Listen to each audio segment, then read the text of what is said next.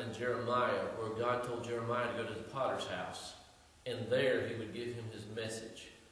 It's one of my favorite stories because I see our lives there in the hands of the potter. So I'd like for you to use your imagination with me today. I'd like to take a tour of the potter's house. As we open up the door, we see the potter. And he is the boss, he's the owner, but there's something unique about the potter. He didn't ask someone else to do the work. He personally takes the clay in his hands and does the work. He personally takes the care to hold it and mold it. He is the only one who knows exactly how he wants his work to be finished up. So we see the potter working. Second thing we see is the clay. This clay is unique, it's special. It was specially chosen by the potter for the design that he wanted it to come out to be. You see, the clay is us. But the Word of God says the clay was marred in the potter's hand. That word marred means blemished. It means it has some faults in it.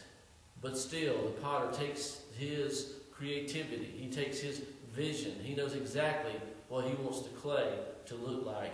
And he forms and molds the clay in the image that he and he alone knows what he wants it to be. The third thing we see is the wheel. Now the wheel is a rough thing. You see, the wheel goes round and round.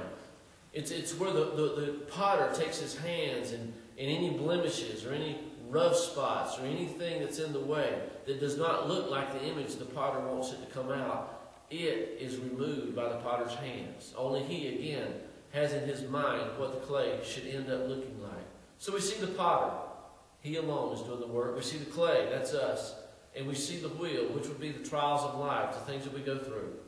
The next thing we see is the fire. You see, the fire is when it gets hot. The fire is where the clay is molded finally in that last image that the potter wants it to be. The fire is where it is cured, and it holds that image forever. The fire, yes, it gets hot in the fire, but in the fire is where it's proven out to be what the potter wanted it to be.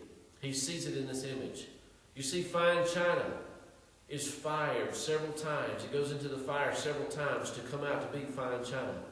So maybe you are going through a fire right now. Maybe it's hot where you're at. I want to tell you something. God is working it out for you. The last thing that God says to Jeremiah, and it's in Jeremiah 18, verse 6, he says, "O house of Israel, can I not do with you as the potter does, declares the Lord." This is what I want to encourage you to do today. Let God, the potter, the master potter, mold you. Yes, you're the clay. Yes, you're on the wheel, the Monday, the Tuesdays, the Wednesdays, the Thursdays, the Fridays, the Saturdays, the Sundays. The months of the year, they keep coming around. You're always on the wheel. But as you're going through the fire, remember that God has a perfect plan for what he wants you to be. The last thing as we're going out the back door is the potter's field.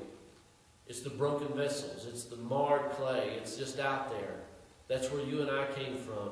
And the master potter graciously goes out to the potter's field and he gets the clay that he wants to work with, the broken vessels, and he makes them in the image he wants them to be. I guarantee you, God has a perfect plan for you. He has a vision in mind for you, and he wants you to be in Christ. We love you. We'll see you soon.